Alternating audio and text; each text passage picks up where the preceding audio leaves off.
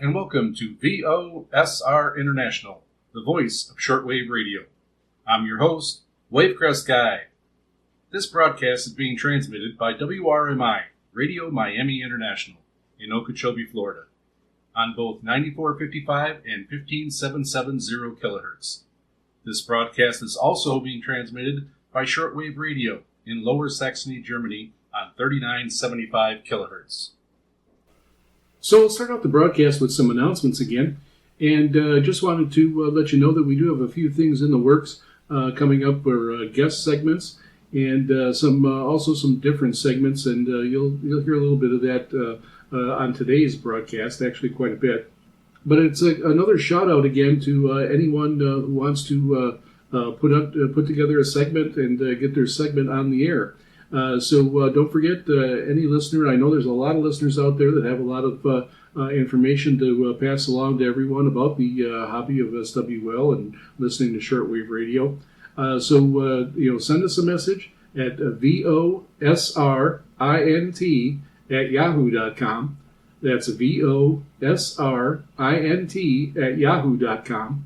Or you can head over to our website at VOSRinternational.com and click on the mail icon and message us that way. It's very easy to do, to put together a segment. All you got to do is basically record it in MP3 format, send it over to me, and we will get it onto the air.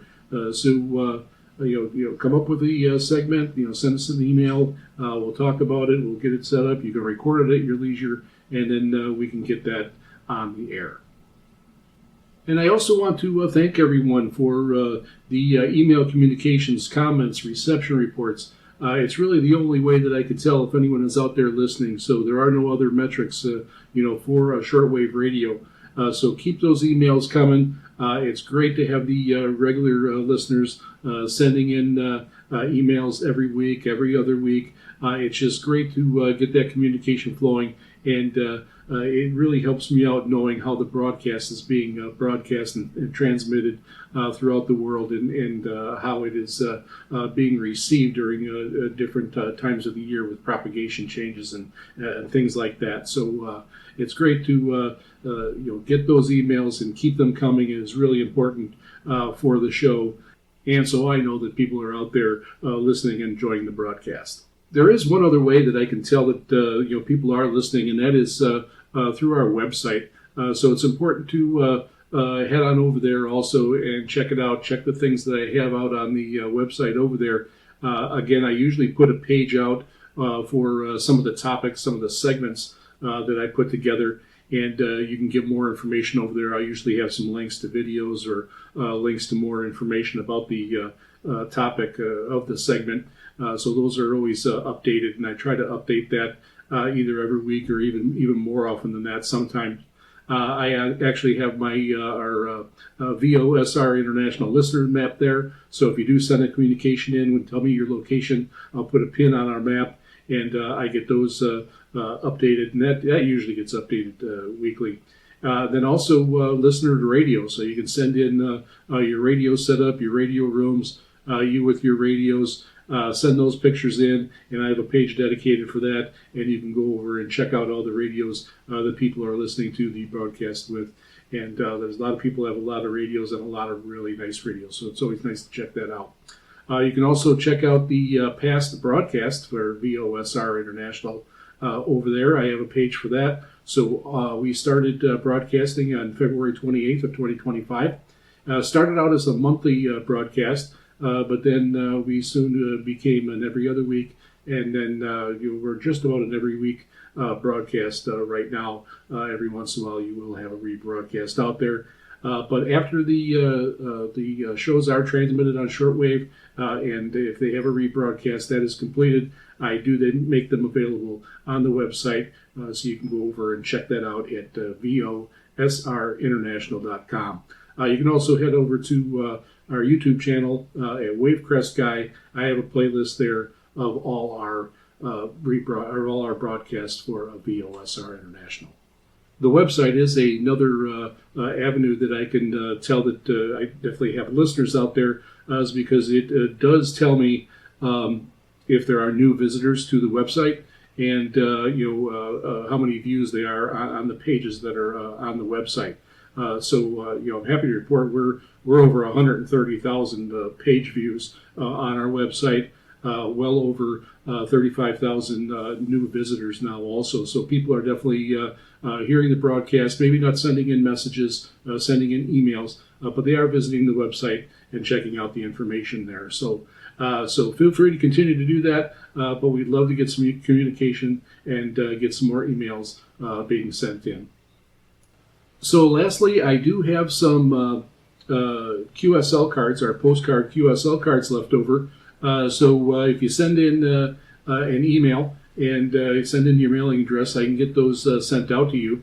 And I got still two different versions of the QSL postcard. I'll probably be changing that up and maybe getting some more after these run out. But I do have some more of these left. So if you send us an email to VOSRINT@yahoo.com, that's VOSRINT@yahoo.com. I can get a postcard type, old style QSL card sent out to you. I also do some different EQSLs with the emails when they're sent. Also, I have some different pictures here in Hawaii. I've got some of the radio discs that I use to broadcast the show out. I do try to change those up. If you are a regular listener or you send in emails regularly, I try to switch those up so you get something different also. All right, so now on with the show. And now another segment of historic shortwave radio broadcasts.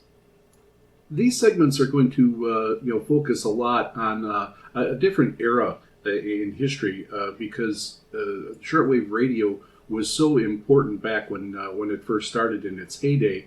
Because it was the only medium that could actually broadcast and get information out to people all over the world. There was nothing else, able to do that, and you're able to do it without, being detected.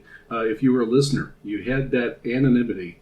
If you were listening, all you had to do was have a radio, and in many cases, of course, during wartime, these would have to be hidden. And of course, there was severe penalties for having one some places, but it could get information to people that just had a radio, and you can listen to messages. It helped boost morale. But in this instance, in this segment here, was an instance where it was used as propaganda to try to demoralize the enemy and help their cause that way. And so I'm going to have this segment go over the famous Tokyo Rose from Japan and the broadcasts that were put out in Japan. And you can't really talk about Tokyo Rose without talking about Charles Cousins also. And that's another person that's definitely not as famous as Tokyo Rose, but was definitely a part of the story and how everything began and how they decided to do this broadcast. Now the broadcast it was called 0 Hour, and it was broadcast from Japan, of course, and it was actually broadcast out of NHK in Japan. And there's quite a story about this and how they went about getting it set up. Now, as far as Tokyo Rose, there were actually a few Tokyo Rose announcers that were there during this broadcast. During different times, of course, they were replaced. And they first off with Charles Cousins, the most famous Tokyo Rose is Eva Toguri. And the program was called 0 Hour, and both of these were forced. Both of these people, both Charles Cousins and Eva Toguri, were forced to broadcast the propaganda for the Japanese during the war. So it was a concerted effort to get someone who can speak the language, of course, and they wanted a certain image to be projected out during this broadcast. Now, one of the ways the Japanese endeavored to make their propaganda broadcast appealing to Australians was to recruit native English speakers as announcers. And Major Charles Cousins, who was taken prisoner in the fall of Singapore in 1942 was recruited against his will to broadcast the propaganda Radio Tokyo.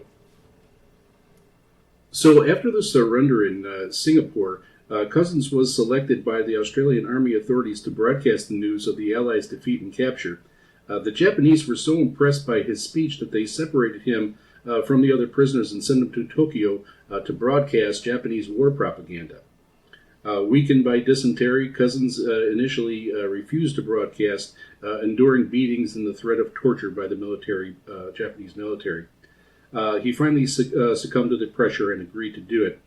To make matters worse, he knew the people at home would recognize his voice in the beginning, and he was forced to write and broadcast Japanese news commentaries, but used all the skill and experience to kill these commentaries. Cousins gives the impression that he is merely reading a script already written for him, probably by a Japanese, and paraphrasing, and resembles a peculiar style affected by the Japanese when speaking English. Cousins said that during the war, he took it much too fast in a flat, meaningless monotone, so he tried to change his voice to disguise himself. Cousins was determined to control the content of his broadcast as much as possible, and he demanded and won the right to include his own scripts within the propaganda broadcasts, including commentaries on international affairs, which were scrutinized and edited by the Japanese, of course.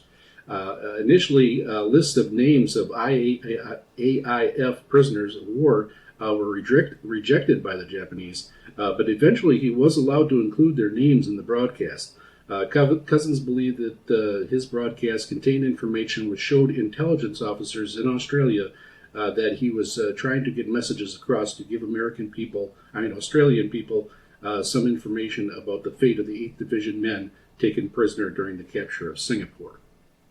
So working as the writer and the broadcaster, Cousins found ways of sabotaging and diluting the effect of the Japanese propaganda messages.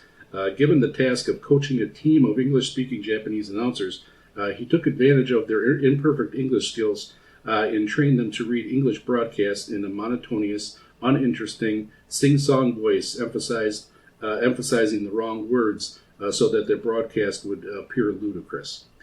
He claimed he had done his best to wreck Radio Tokyo's propaganda efforts, hoping that his tuition would result in a really good belly laugh among Australian listeners. So after the war, Cousins was tried for treason, but the Attorney General in the New South of Wales dropped the treason charges on Cousins, and he was never court-martialed.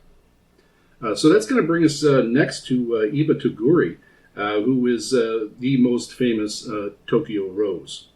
So one of Cousins' fellow broadcasters was Iba Toguri, and she was a young woman born in the United States to Japanese parents, and she graduated with a Bachelor of Science in Zoology from the University of California, Los Angeles.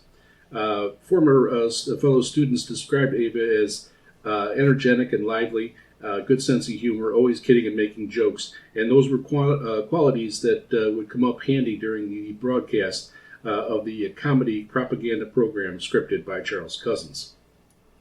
So in July of 1941, fate took over Eva's life with a fatal turn when she had to visit Japan in 1941 to visit a sick aunt. And it was hard to get there to begin with. And then as she was coming back, or trying to come back, everything happened with Pearl Harbor. On November 14th, 1941, President Roosevelt declared a state of national emergency, meaning all Americans would require a passport for foreign travel. And on December 8th, 1941, the U.S. declared war on Japan, and her application for the passport was still being processed. So there was one more attempt to get out of Japan, and that was in September of 1942, with the last reparation shift left Japan, but she could not afford the $425 fare. So basically, she was stranded in Japan, and she ended up working as a typist at monitoring Allied shortwave news broadcasts from Hawaii, San Francisco, New York, and London before finding work as a typist at Radio Tokyo. At the studio, she noticed three underweight, shabbily dressed prisoners of war, and they were Charles Cousins and Captain Wallace Ince, and the American captured in Norman Rees. They were captured in Bataan, Norman Rees was. Ava's used her meager funds to buy food, medicine, and tobacco for the prisoners at considerable risk of discovery from the Japanese authorities. So now on to the actual program, 0 Hour. The 0 Hour program at Radio Tokyo attracted regular audiences among Australian and American troops and sailors in the Pacific who enjoyed the music with light commentary. The Japanese decided that Cousins needed a female broadcaster on his team, letting him make the selection. Radio Tokyo had a number of talented female Japanese broadcasters with radio experience and appealing voices who had been educated in English-speaking countries. It was therefore a surprise when Cousins selected Ava to broadcast on one of his regular programs. She had no radio experience and possessed a rough, raspy voice. Her selection for 0 Hour program was part of Cousins' plan to make a complete burlesque of the program. He was trying to mock it, of course, without them knowing. It was a complete comedy voice that I needed for this particular job, Cousins said after the war.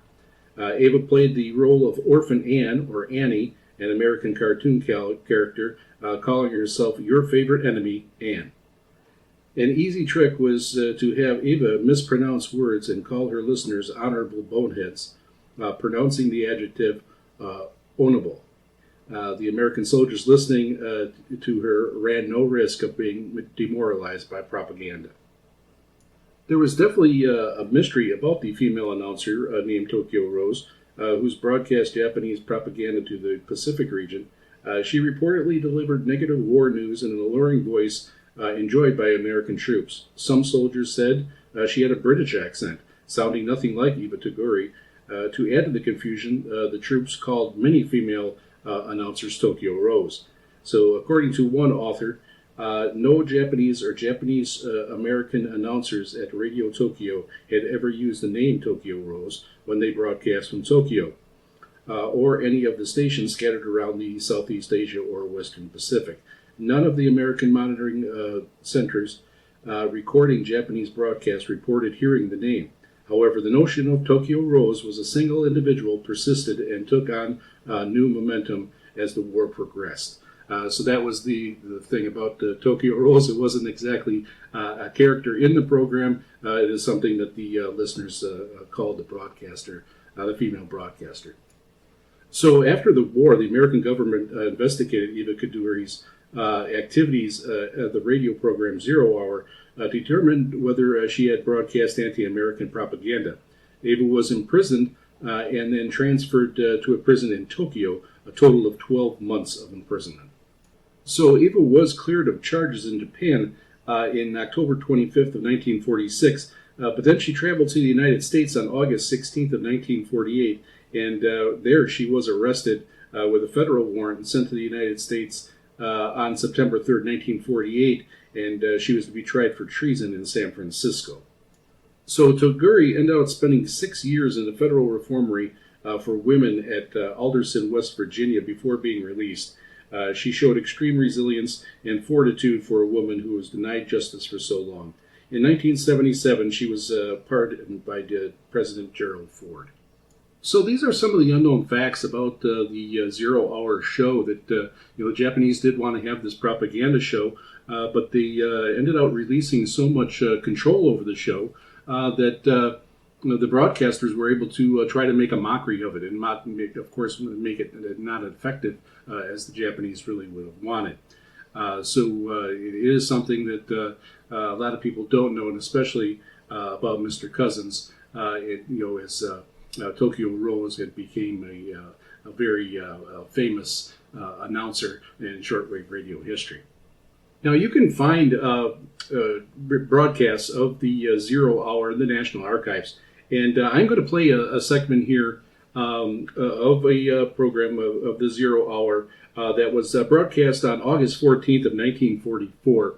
I'm going to play about 15 minutes of this, so there's going to be a little bit of music, but it's going to help you understand how these broadcasts went out and what was contained in them, and how the soldiers were able to just listen to that and really realize that they weren't being affected by any propaganda here. The way the show was put together, and it was really something the way Mr. Cousins put this together.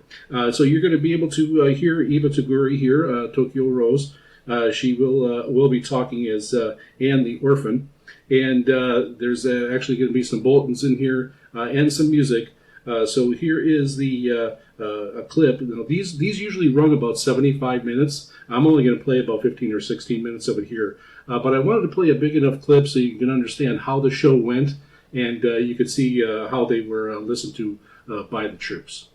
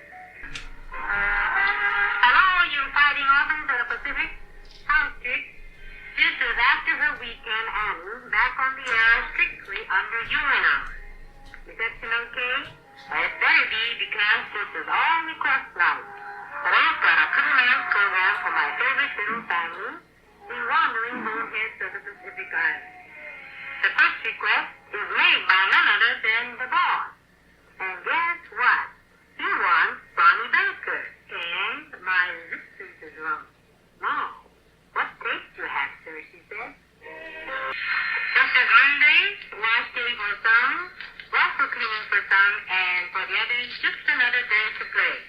Let's all get together and forget those last sanitizer, salivation, and all the playmates to come join the parade, you bonehead. Yes, yes.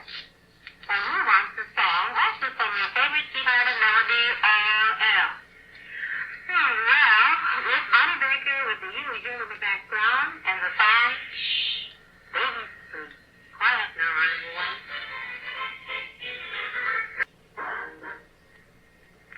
I see Betty's getting impatient with her request for the evening. Oh, come on, don't hold back, Betty. What is it you want to hear? Don't be bashful. Tell your blast with my heart belongs to Daddy. B-Wing doing the vocal, of course. Well, no sooner said than done. So I hope you enjoyed that clip of 0 Hour with that included Tokyo Rose, Ava Tavori.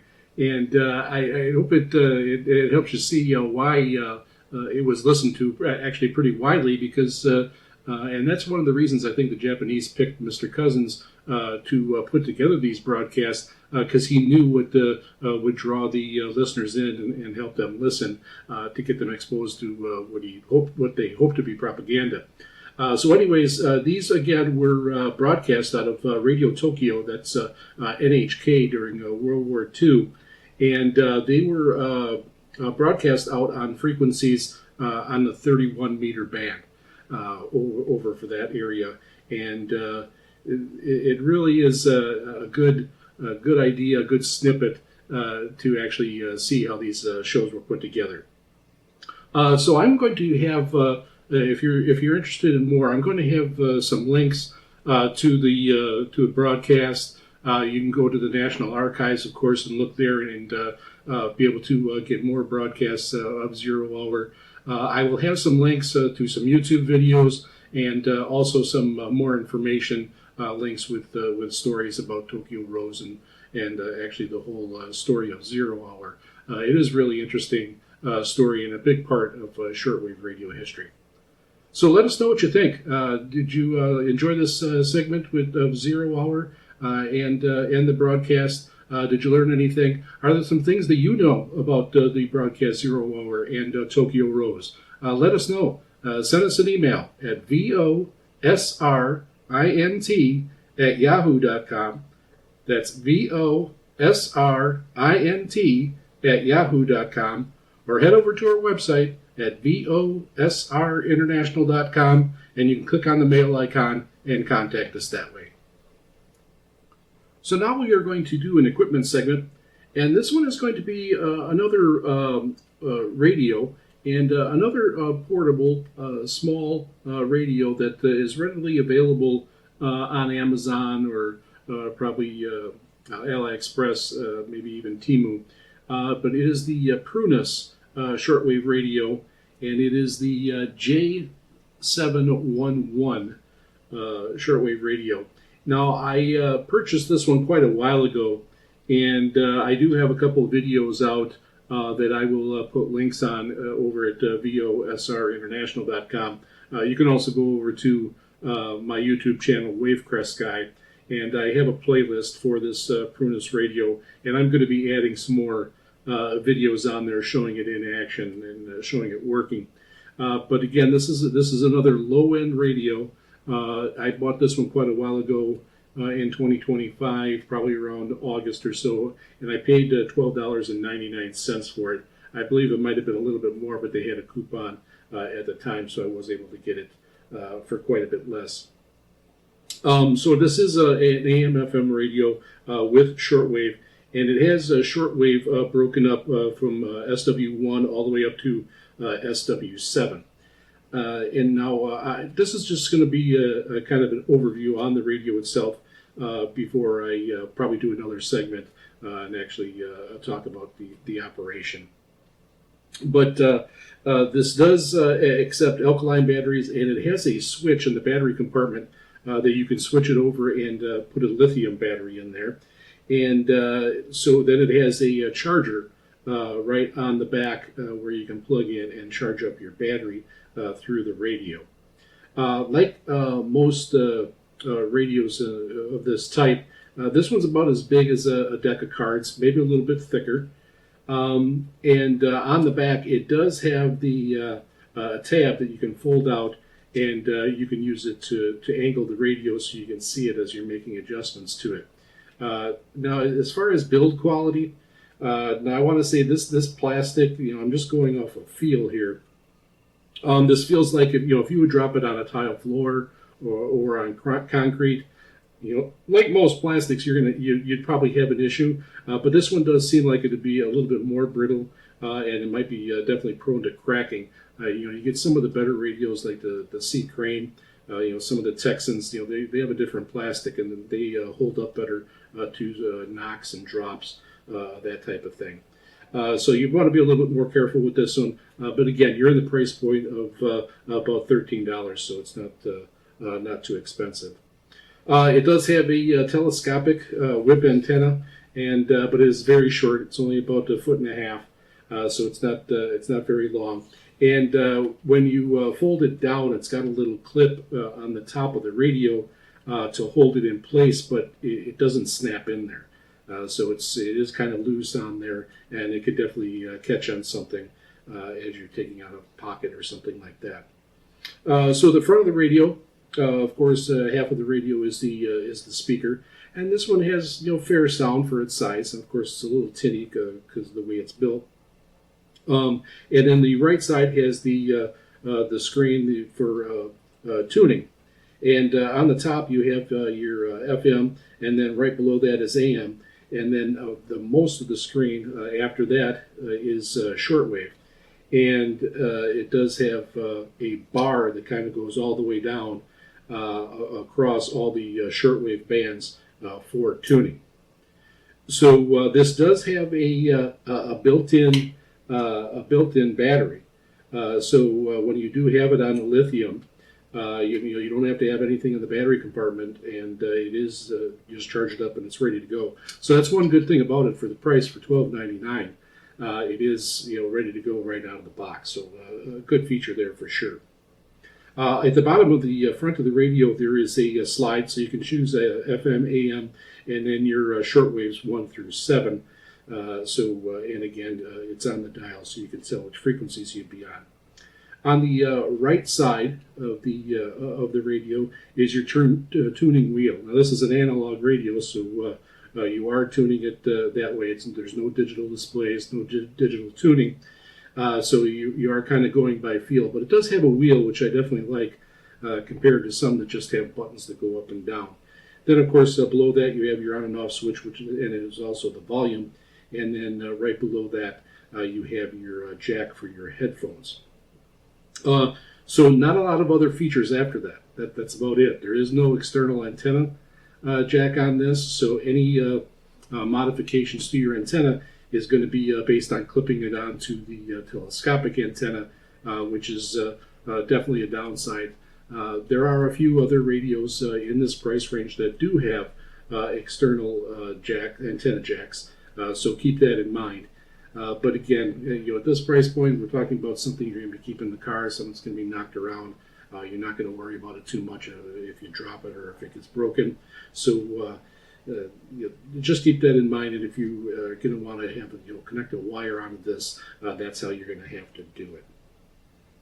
So far in using this radio, it's actually held up pretty good. I don't think the sound quality is as good as some of the other branded name radios that you've heard of, like XH Data, that type of radio.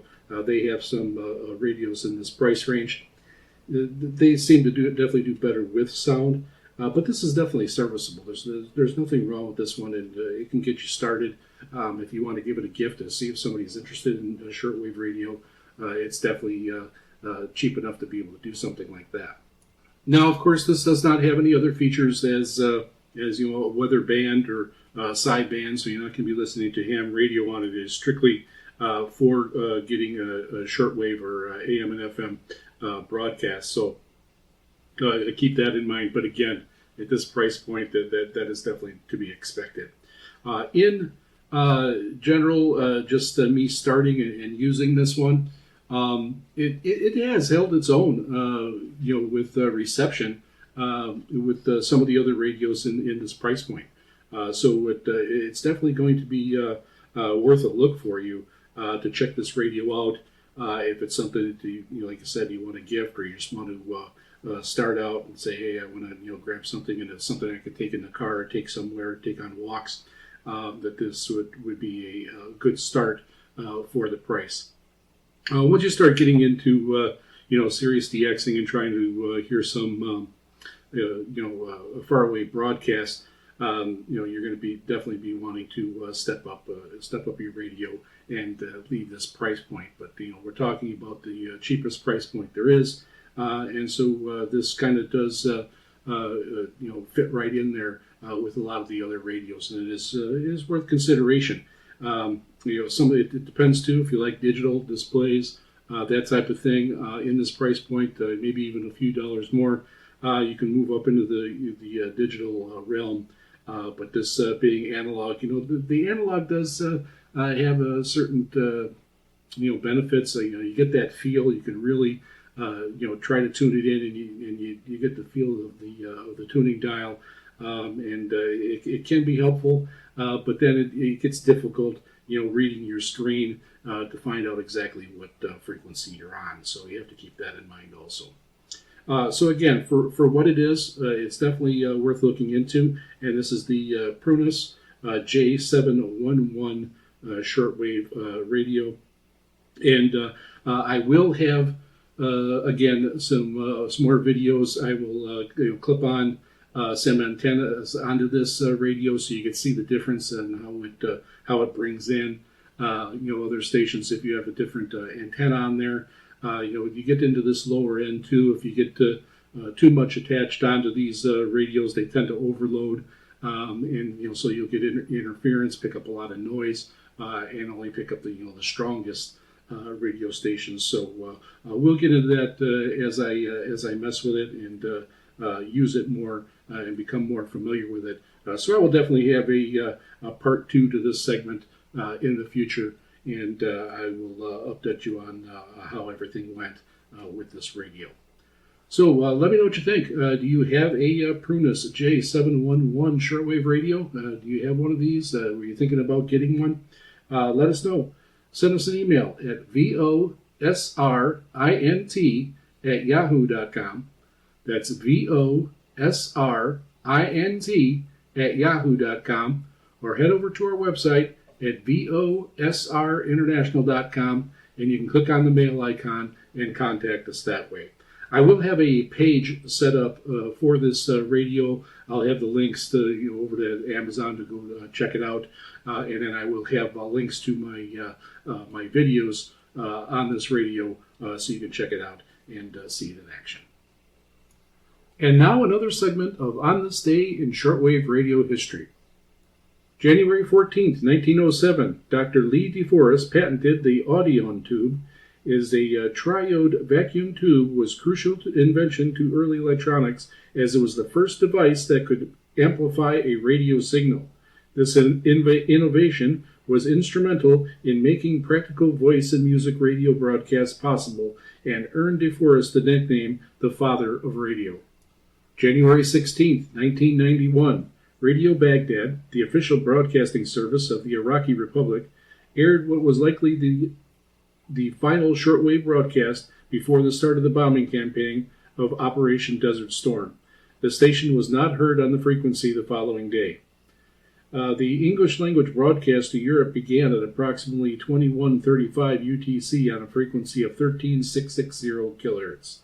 The 27-minute off-air recording captured news commentary, including discussions of the American Monster, Iraqi music, and a program entitled Iraqi Today.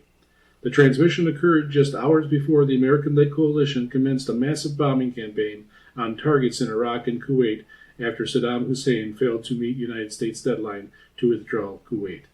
The shortwave broadcast likely originated from a 500-kilowatt transmitter located in Iraq. January 18, 1903, Guillermo Marconi successfully sent a first transatlantic radio transmission from his station in Wellfleet, Massachusetts, to Cornwall, England, marking a pivotal moment for long-distance communication. January 18th, 1948, the Air Force Hour, featuring the U.S. Air Force Band, began its long run on AFRN, becoming a successful military radio show with vast global reach via shortwave. January 18th, 1991, during the First Gulf War, broadcast live updates and missile attacks and civil defense instructions like Downing gas masks over shortwave frequencies of 11,605 kilohertz and 9435 kilohertz to its listeners. This was the Voice of Israel, demonstrating shortwave's critical role in wartime news dissemination. January 20th, 2024, KPH Cryptographic Challenge. The Maritime Radio History Society, in cooperation with the Cipher History Museum, hosted a unique over-the-air cryptographic challenge on January 20th, 2024. KPH transmitted a code message using Cold War-era number station procedures, inviting listeners to decode it. January 20th, 1981. January 20th is the traditional date of the U.S. presidential inauguration. On January 20th, 1981, the Iranian hostage crisis ended just minutes after Ronald Reagan was sworn in as president, a major international event with significant shortwave radio coverage at the time. January 20th, 2021, the then CEO of the U.S. Agency for Global Media, USAGM, Michael Pack, resigned at the request of the Biden administration, leading to a subsequent leadership change at the Voice of America and other U.S. international broadcasters. January 21st, 1974, Radio Peking, now Radio China International, aired a shortwave broadcast reporting on Saigon's occupation of Chinese territory, a snapshot of Cold War propaganda. January 24th, 1990, Radio New Zealand International, RNZI, now known as RNZ Pacific, officially began broadcasting to the Pacific region with a new 100 kilowatt transmitter on January 24th, the same day that the Auckland Commonwealth Games opened. While RNZ had transmitted to the Pacific since 1948, this date marked the launch of a dedicated, upgraded service to provide high-quality, trusted news and programs to local broadcasters. January 24th, 2013, a rare voice message from the infamous Russian number station UVB-76, known as the Buzzer, was recorded on January 24, 2013. The station primarily transmits a monotonous buzzing sound, which is occasionally interrupted by short coded messages in Russian. And that concludes this segment of On This Day in Shortwave Radio History. Let us know what you think. Send us an email at VOSRINT@yahoo.com. That's VOSRINT@yahoo.com, or head over to our website at VOSRinternational.com, and you can click on the mail icon and contact us that way. And now, onto the mailbag. This one's going to be a little shorter because the segment on Tokyo Rose was a little bit longer, but we will have a longer version of the mailbag on the next broadcast. First, we have another message from Muhammad, and he had answered my message thanking him for his reception report, and he just wanted to thank me for the show, and that hopefully he'll be a regular listener from now on. And he was really excited to be able to hear on the next broadcast that his message was going to be read during the mailbag segment. So thank you again for your message, Muhammad, and hopefully you'll become a regular listener. Next, we have an email from Philippe, a new listener, and he was listening on 3975 kilohertz from the German shortwave Gold. He reports an SINPO of 42124, and he was listening on January 6th of 2026, and he was listening from Serbia using a Grundig Yachtboy 400, and said that it was sounding very good in Serbia today. Well, thank you very much, Philippe, and hopefully we'll be hearing from you again as a regular listener. And then there were some posts over at Discord, and Guillermo from downtown Indianapolis reported that he was hearing the CW for VOSR when it was coming on, and son Pleo was also said aloha to VOSR, so aloha right back to you. And then we have Master Player 30 said that they were getting the broadcast in at plus 20 to plus 30 over there. So they 94.55 kilohertz. So it was coming in quite well. And that is going to close out our mailbag segment for this week. We hope everyone continues to send in messages and send in emails. You can send them into VOSRINT@yahoo.com. That's VOSRINT@yahoo.com.